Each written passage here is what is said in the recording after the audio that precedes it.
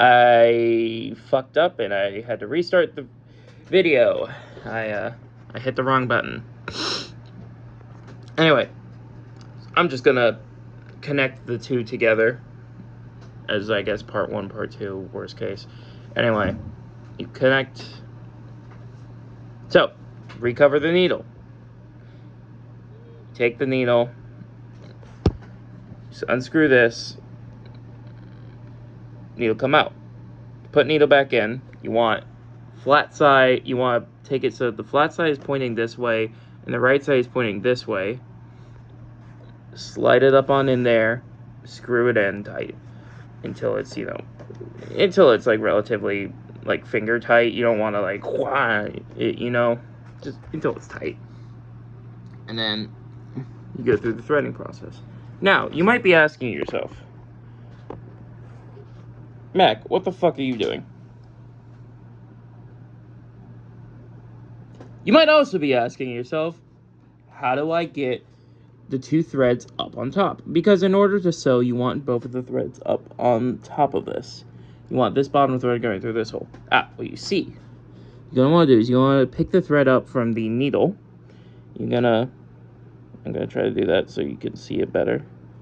And using this wheel, which this wheel manually controls the needle without the use of the button. Theoretically, you could just, I guess you could use the foot press, but like there's literally no reason to do that.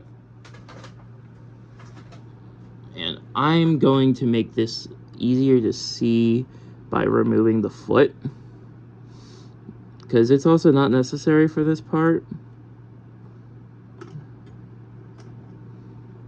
That's how you remove the foot, by the way. It's just the screw, and you can unscrew it completely. You don't have to on this one because it has a little connector.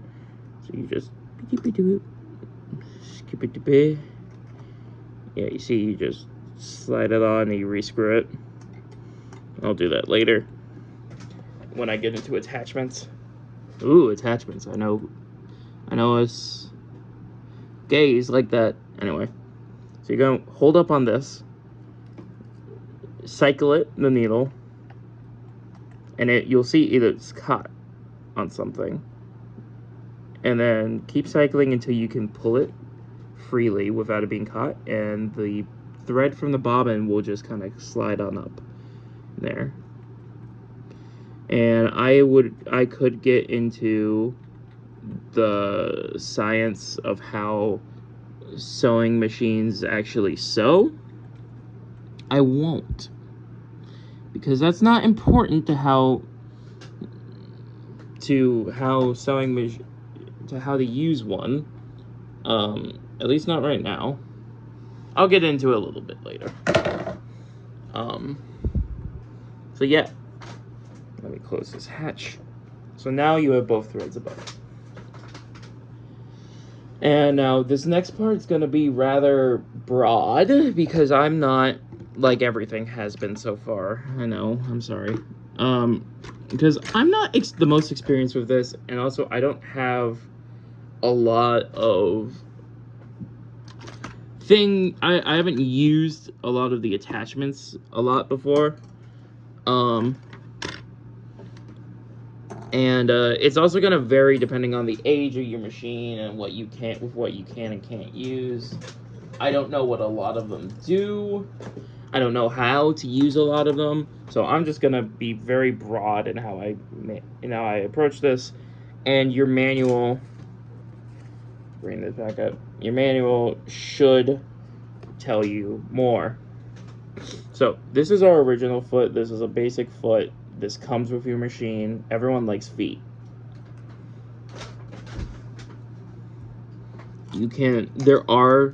I'll sum this up by saying there are attachments. Like, especially for older machines that can't do as much on their own. And you can see some examples of them. The only one I know is that this is a ruffle maker. It makes ruffles. I know, sexy.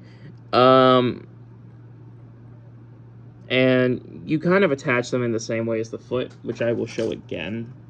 I'm not going to go too in-depth on this. This is like I know it like brings it over on itself so it can sew the edges, if that makes sense. I don't know what this does. But yeah, does that make sense? I hope. I don't know how to use these. I do have a very special attachment, which I am gonna have to learn how to use, and once I do, I'll send a video. But this is what is called a buttonholer. Modern machines can actually just do that by themselves. My BB has like a 20-year-old machine or so that legitimately can just buttonhole. It's amazing. Older machines, they need attachments though,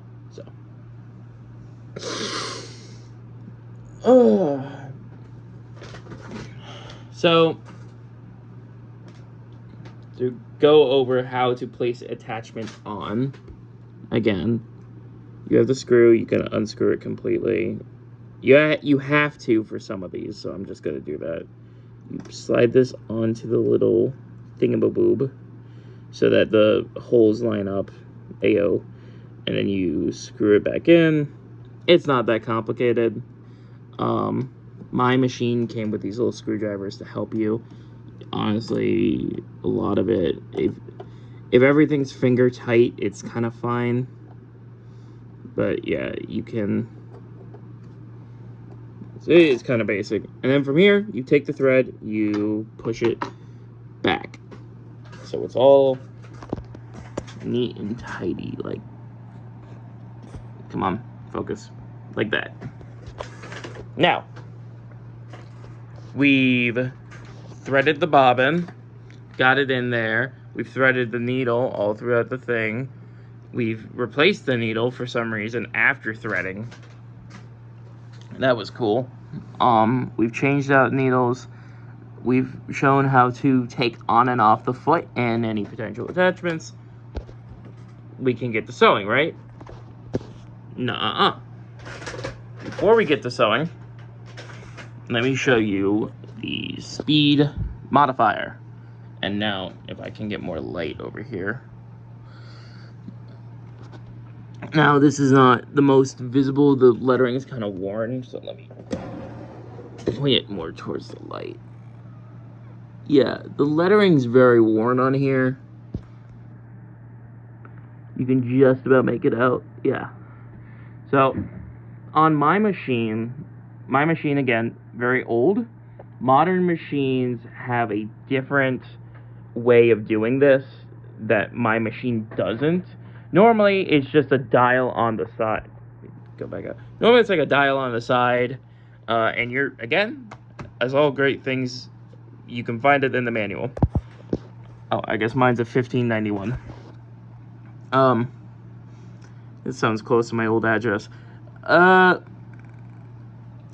on this old machine, they do it this way, which is, and I will show you. So, you kind of have to screw this down, and then, you set, if it'll let me zoom correct, clean off the camera, sorry for that. Yep, there we go. So you unscrew this thingy, you just kind of set it to wherever you put you in the center. You set it to wherever speed you want. So, say, not speed. This isn't speed. Fuck. This is, stitch size. Stitch size. And these numbers over here are indicating stitches per an inch, if I remember correctly. So, if you want a very long stitch, you go to 6. Small stitch, you go to 30. We don't want to go too crazy. Let's go about a 15.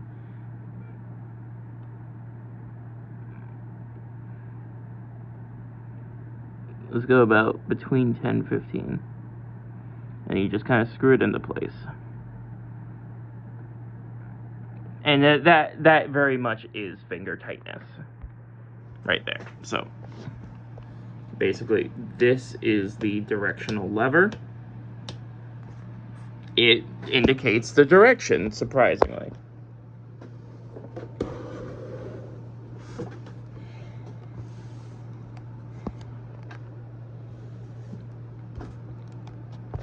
If y'all could see my setup, you'd be so disappointed.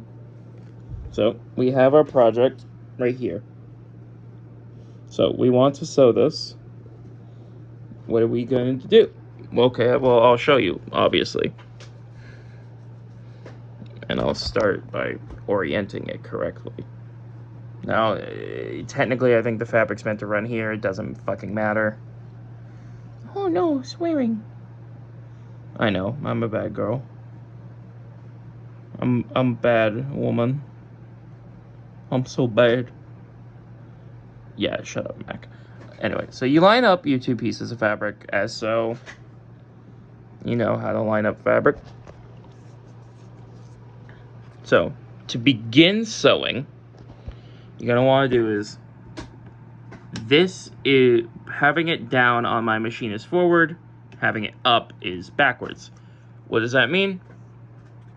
When it's like this, the fabric will shoot this way. When it's like this, the fabric will go this way. So, to begin, we have our fabric in roughly the position we want it to be. You can see right there, it's this is obviously variable. So, on the back of the machine, there's a little lever, and this should be consistent across basically all machines. What you're gonna want to do when you're starting is foot tonk. And as you can see, pushing down on that lever has pushed the foot down. Great. Awesome. What does this mean? This means that the fabric's being held in place and can be moved by the little teeth down there. I'm pretty sure you saw them in past shots. And so, my lever is in the forward position. My foot is going to be arranging itself down here. And it helps if you guide your fabric in. I am not the most expert at this, obviously. I do stuff unprofessionally, but it helps to guide it in. So I'm gonna give it a little bit of power, and you can just watch it move. Now, normally you have like little needles, little pins, if I can find one. Yeah, you normally have these little pins sticking out into it, especially if you're doing a more professional project. This is not a professional project, but I'll just show you how that might look. I only have one because I don't know where my other ones are. So you stick it in, and you kaboop, and you kind of repeat that going down however far you need. I'm pretty sure that aspect is actually like hand sewing. But yeah. And then you gotta take them out before it gets to the needle. You can leave them in while you're doing it. You just gotta make sure to take them out before it actually gets to like right here. I have had needles break because of that. Anyway, so we've moved forward about an inch. Really, you can do this next part with a centimeter.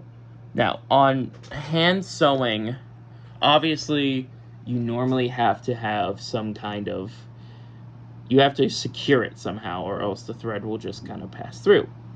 That's not how that works on the machine. On the machine, what you're going to want to do is you flip it back up. Once you've gone like about a centimeter or an inch or however long you want to go, and you're going to go backwards. And you can kind of see where it's just kind of gone back over itself. And then you flip it forward again. And you go back.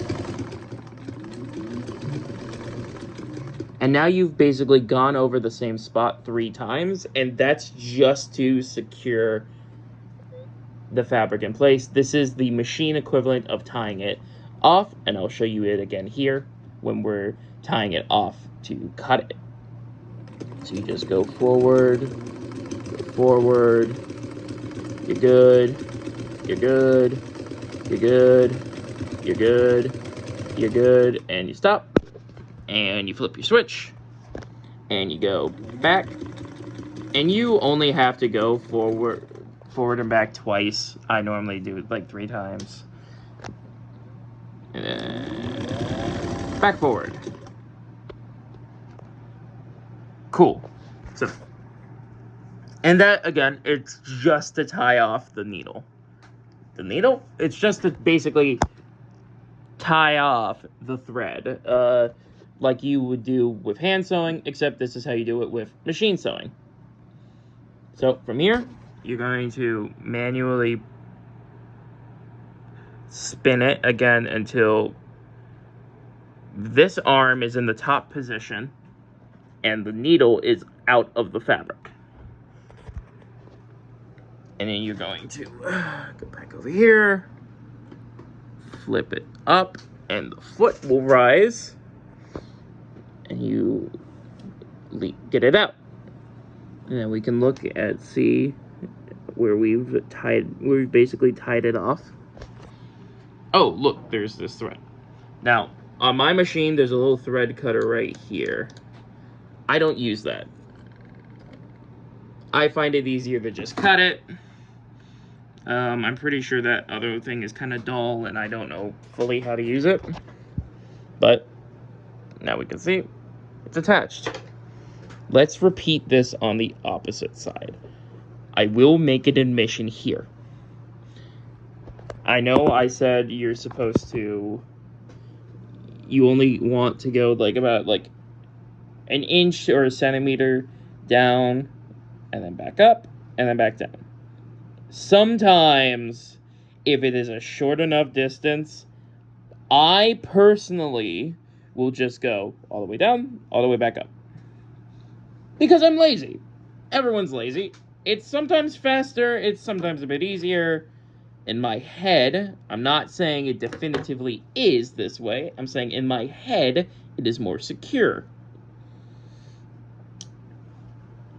Do with that what you will.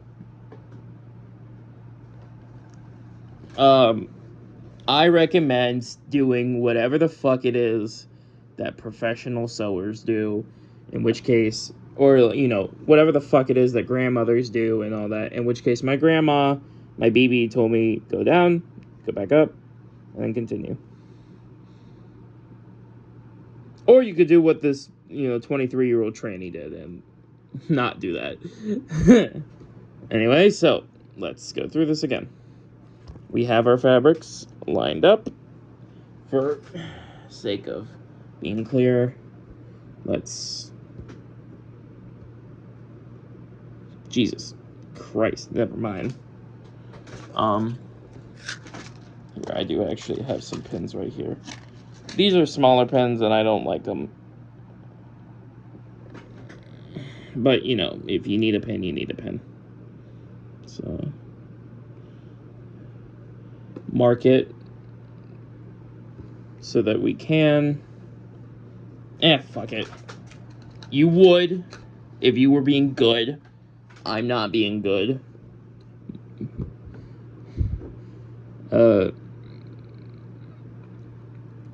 Do not do what I do. I am not a good role model. Anyway. So you line up your fabrics under the foot. Lever down. And when the lever is down, it'll be kind of floppy.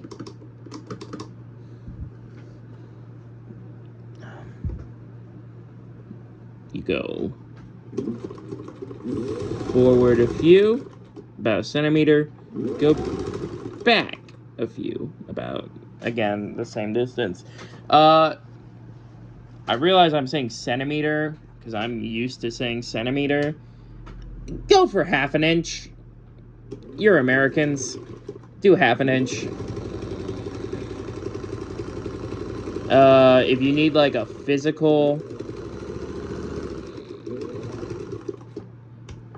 you know, a dime is about a centimeter long. So, okay. So, but, you know, it's whatever. And again, see, as you can see right here, I didn't actually go forward, backward, forward. I just went forward, backward. And that's fine. That's enough. The only thing you want to do is go back over your stitching at least once at the ends to make sure that it is secure. So, this thing's up. The needle's out of the fabric. We lift the foot up. We slide it over. We take a handy dandy scissors and we snip. And then push that back. And then you can see there's also this run-on thread, or this leftover thread from when we started. You just snip that off, and it's fine. If you snip correctly, there shouldn't be that much here. If there is any, snip. Snip. It's basically like tying off. Now, let's shut up one more time. I don't have to line it up because it's all done on the two sides. So we put it down under the foot, push our foot down, set it to forward about a centimeter, back about a centimeter, forward again,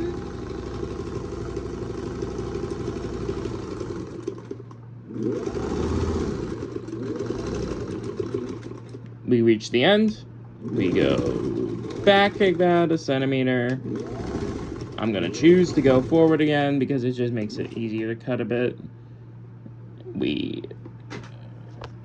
Now as you can see, this lever is not all the way up, so we just turn until it is.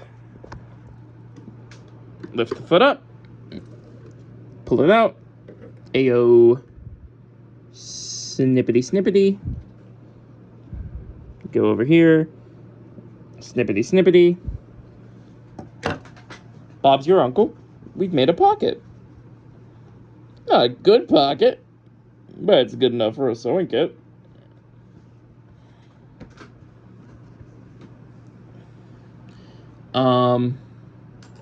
Let's see. From there, that's kind of about it, you know? That's all there is to it. Again, the biggest thing to remember is that modern machines are going to be a lot different. They're going to be a lot more advanced. Old machines like this one are beautiful works of art. You go down in there, you can see all the mechanical components. It is so, in fact, let me see if I can actually, just with how sexy it is. And let me briefly unplug you. There we go. Oop, there's some fluff. You can see all the beautiful, sexy components, and this is that thing I was talking about earlier where you can flip it and it'll, you can go into embroidery mode or whatever the fuck. I don't know how that works, so I don't touch it. You can also just really well see the bobbin down here. Yeah. Beautiful, beautiful creature. Modern machines are, let's say, different creatures. More advanced creatures.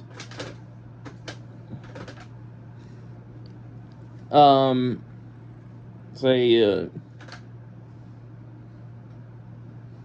if this is a horseshoe crab, modern machines are like, you know, I don't know where I'm going with this analogy. I'm not the best with analogies. These are reliable. You can find them often, I'm assuming, in like antique stores and shit. They're reliable. People love them. This has been going strong since the 50s. Modern machines, though, are more advanced. And what she needs little attachments to do. And modern machines still have attachments, to be so clear. They still do. But modern machines can do a lot on their own without attachments that these girls can't. If you already have your machine, you already have your machine. This is just my way of saying, if you have a much newer machine than me, your newer machine probably has a lot of stuff that mine doesn't. And all you need to remember with that is that you'll probably have options to do different stitches. And you might need different feet for those. But ultimately, it's just a different stitch. It works the same. You put it down, you push it down, you tie it off, you tie it off. Ultimately, it's the same, and you can do a lot with those different stitches, like a zigzag stitch. You can make buttonholes without a buttonholer. But they're different stitches. They do different things, obviously. But the process should work the same, basically. And ultimately, I think that's the most important thing. I think I've gone over everything except for how to tie off a bobbin. So I'm going to stop this here so I can grab the bobbin stuff.